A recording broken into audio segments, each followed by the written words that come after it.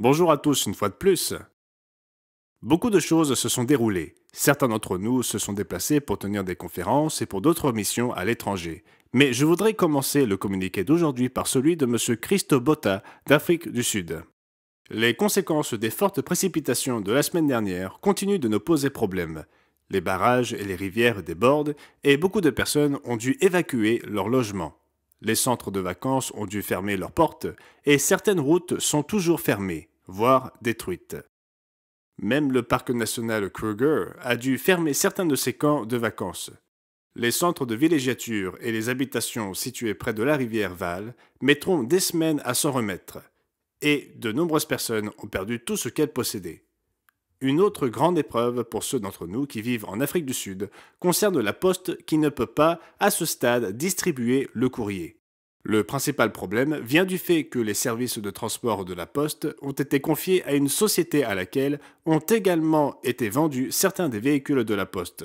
Aujourd'hui, l'entreprise ne peut fonctionner comme prévu et la poste ne la rémunère pas en raison de ses mauvaises performances. Cette société n'a pas non plus de carburant pour faire le plein des véhicules qui transportent le courrier d'un point à un autre comme elle est censée le faire.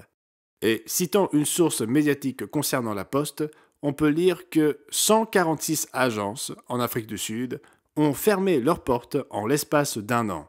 Des centaines d'employés ont été licenciés, le travail à temps partiel a été instauré et le nombre de véhicules de livraison est passé de 1236 à 366 véhicules pour effectuer les mêmes livraisons.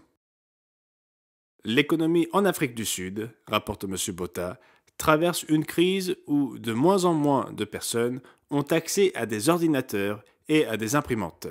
Même à notre époque où beaucoup d'entre nous essaient de fonctionner sans papier.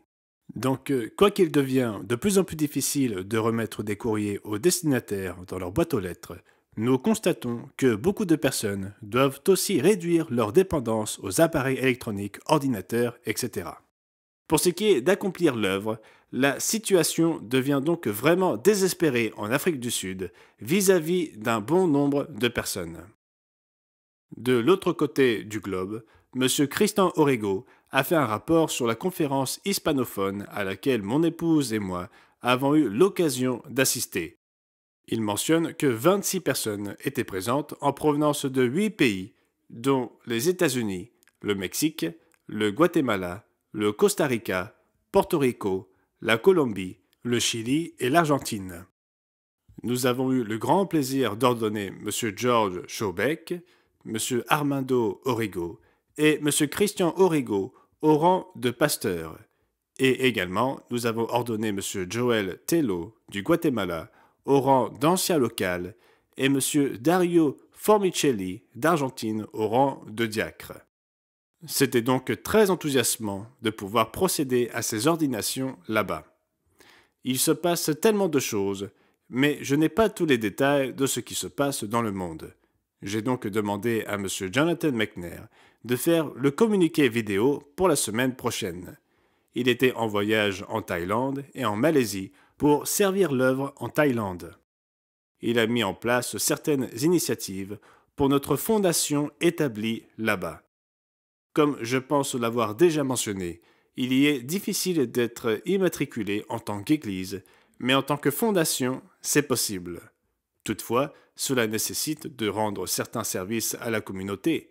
Il a donc pu se rendre dans l'une des écoles où nous pouvons envoyer certains de nos étudiants enseigner l'anglais. Il a également rendu visite à l'église sur place et tenu une conférence en Malaisie. Il peut, de fait, nous donner de plus amples détails à ce sujet, et je lui ai demandé de faire le communiqué vidéo pour la semaine prochaine.